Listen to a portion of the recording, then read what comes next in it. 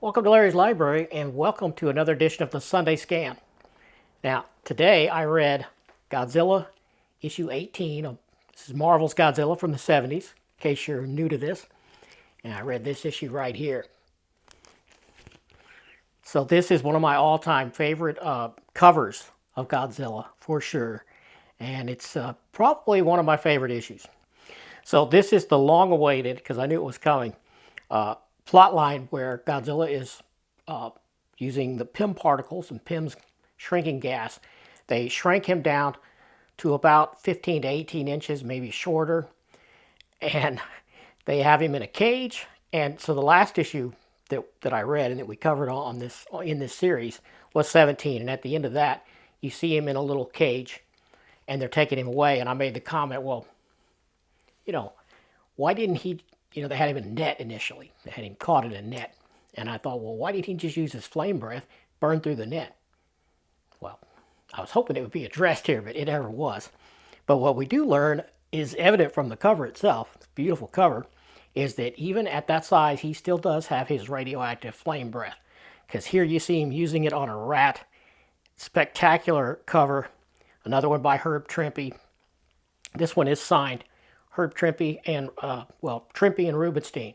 So this is the legendary Joe Rubenstein on inks here, and it's fabulous. I love this. The colors are awesome, really popping here. And he is battling a rat, which looks to be nearly as big as him.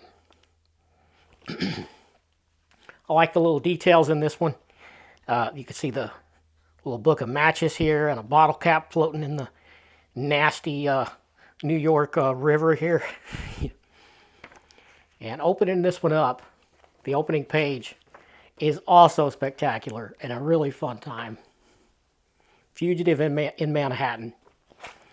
And we got Doug Minch. Again, he writes every issue of this. And Herb Trimpe on art, Dan Green inking. Fantastic combination. Love it. And here is the small Godzilla in a cage on a tabletop in the helicarrier, blasting Dum Dum Dugan's stogie with his flame breath. And he's saying, "Youch." Pretty great stuff. So they're flying in the helicarrier. They've got Godzilla in a cage. They don't know exactly what they're going to do because they don't know how long they have. Because, as Dum Dum points out, this gas is going to wear off. And Godzilla is going to return to his natural size, his natural state, and they don't know when. They don't know if they have. Pym doesn't know.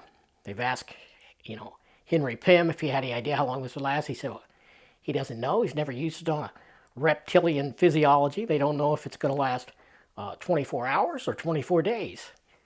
So the clock is ticking, and they're trying to figure out what they're going to do. So they of course, they fly to New York. I mean, where everything is, and they land in New York Harbor here. Now, the helicarrier doesn't actually land. It looks like it's about 15 feet over the water, and it just sort of hovers. So, pretty spectacular full page of the carrier setting down. I'll show a scan of that. So, of course, mistakes were made, and as they're leaving the helicarrier to go to some labs or whatever they're going to do to figure out what the hell, what they're going to do with this small Godzilla, where they're going to keep him and put him when he assumes his normal size, the guy carrying the cage trips on the stairs coming out of the helicarrier onto the boat, and of course the cage tumbles over. I'll show a scan of this, and the door pops open, and Godzilla escapes into the nasty river water. And it mentions how gross it is and how bad it smells in the narration. So Godzilla does not like this water at all. So now the small Godzilla has escaped, and they've got to try to find him. It's great. I'll show a scan of this page also. Godzilla climbs up out of that nasty water onto the docks, and he waits, showing great intelligence here.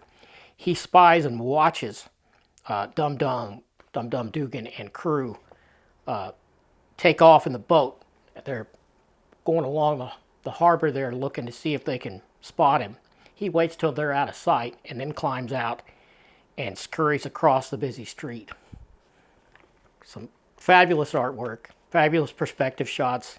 Here's one on page 16, halfway through, where Godzilla is standing with a book of matches in the foreground. It's great. And right about on the next page, he encounters the rat from the cover image.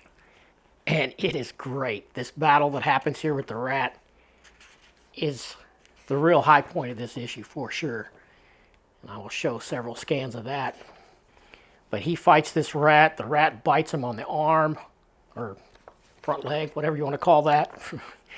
And he pursues it into that nasty water, which the narration says, talks about how revolting the water is to Godzilla. He's used to the relatively clean ocean water as opposed to this nasty river water.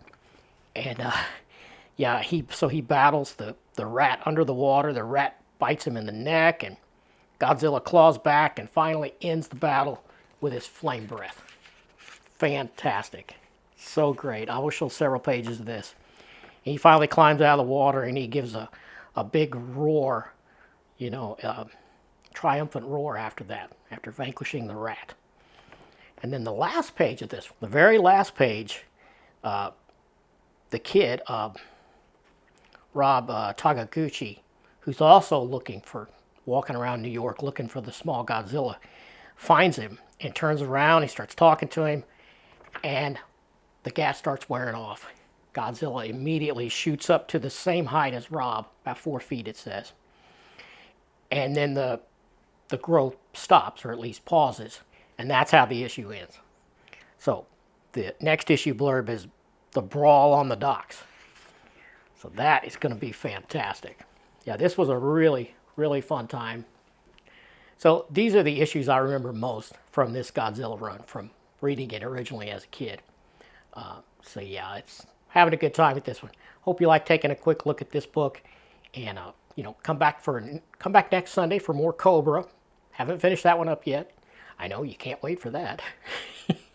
I'm laughing because people don't seem to care about the Cobra videos, but hey, I'm getting my reading goals done, so that's what this is about. Now in 2 weeks, I'll read Godzilla 19, and I'll profile it here on the Sunday scan. And tomorrow, it's back to my usual Monday show, so make sure you're subscribed so you don't miss out on that. And thanks for watching, and I will see you next time.